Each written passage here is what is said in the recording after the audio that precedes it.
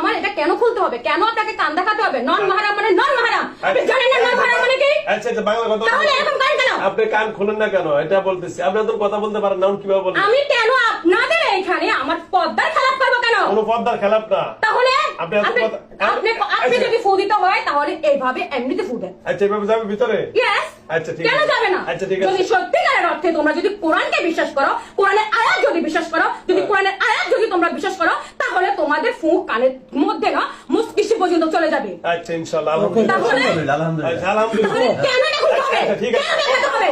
Thank you দাদা। ঠিক এখন আছে, থেকে এই কথা শুরু থেকে বন্দি কর, এইভাবেই কথা বলেন, ঠিক আছে? এই যে এখন সুন্দর করে বলছেন আপনি, এবার বললে তো সমস্যা নেই আপনার। কেন এগুলো আপনাদেরকে বলতে হবে কেন? আপনাদেরকে আপনাদের নলেজ নেই? আপনাদেরকে বোঝেন না এগুলা? না না, ঠিক আছে, আপনার নন মাহারাম মানে নন মাহারাম কি জানেন? আচ্ছা হ্যাঁ, বলেন আচ্ছা, আপনি। কি জানেন? আপনার থেকে তো জানতে শুনতে দাদা, পারবো। এক মিনিট, আপনি তো পর্দার পর কথাই বলতেছেন। আচ্ছা। পর্দা মানে শুধু ঢাকাঢাকি না, গলার আওয়াজ হচ্ছে একটা পর্দার অংশ। হ্যাঁ, তাহলে আমাকে এখানে কেন আসছে আপনাদের সামনে? আচ্ছা, তাহলে আমি কেন কথা বলা লাগে এখন আপনাদের এখানে? এই শোনেন, আমি এখানে আসছে দেখে তো এখন আপনারা আমার কথার আওয়াজটা শুনতে পাচ্ছেন, তাই না? এই শোনেন, তাই না? শোনেন। না দাদার কথা ঠিক আছে। না, আপনার নাম কি? তাহলে আপনার নাম আমি কি? কি? আপনার নাম? মোহাম্মদ। মোহাম্মদ। ওর